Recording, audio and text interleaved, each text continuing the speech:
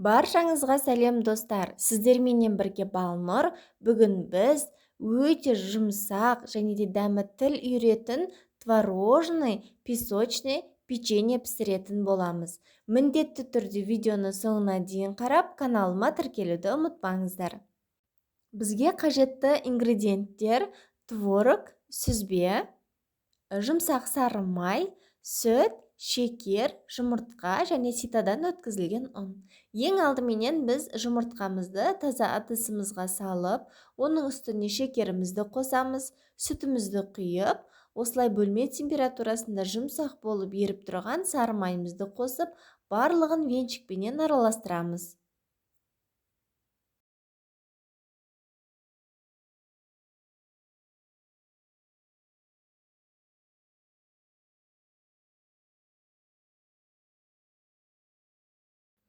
Барлығы осылай бір қалыпқа енгенше жақсылап 2-3 минуттай араластырып тұрамыз.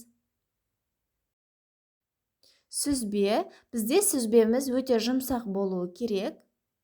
Сүзбемізді қосып, тағы да венчикпенен жақсылап араластырып шығамыз.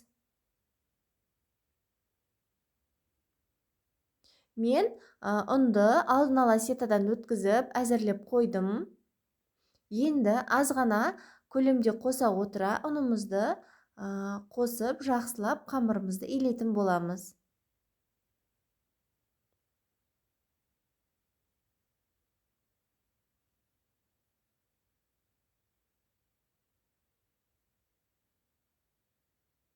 Мінекей достар, менде осындай үлкен қамыр шықты, өте жұмсақ, көріп тұрғандарыңыздай.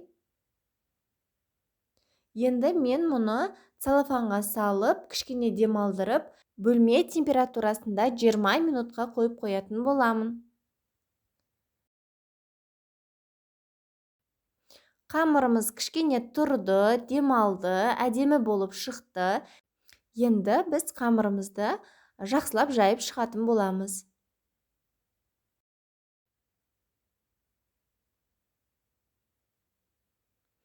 Қамырды жайған кезде қатты қалың болып кетпеу керек, тым жұқа да болып кетпеу керек, орташа көлемде жайып, осылай дөңгелек етіп формасын келтіріп аламыз.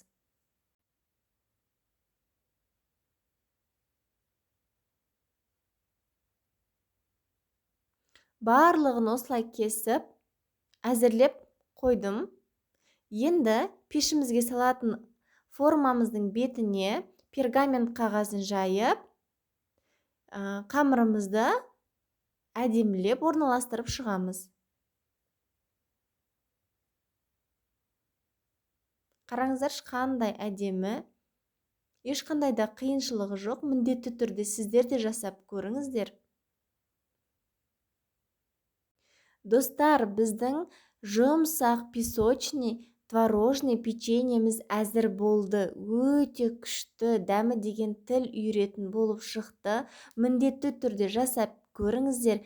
Әсіресе кішкентай бүлдіршіндеріңізге жасап берсеңіздер, өте қуанып жейтін болады. Себебі дәмінде творог, сүзбенің дәмі бар және де жұп-жұмсақ болып шығады. Міндетті түрде жасап көріңіздер.